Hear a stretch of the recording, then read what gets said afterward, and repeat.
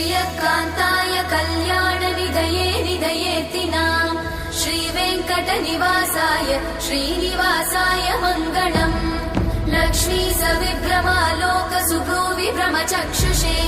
चक्षुषे सर्वलोकानां वेङ्कटेशाय मङ्गलम् श्रीवेङ्कटाद्रिशृङ्गाग्रमङ्गलाभरणाङ्गये मङ्गलानां निवासाय श्रीनिवासाय मङ्गलम्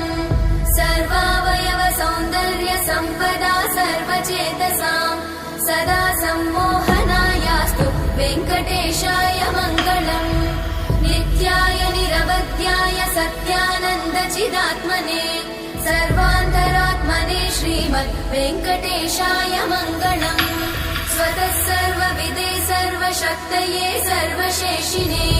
सुलभाय सुशीलाय वेङ्कटेशाय मङ्गलम्।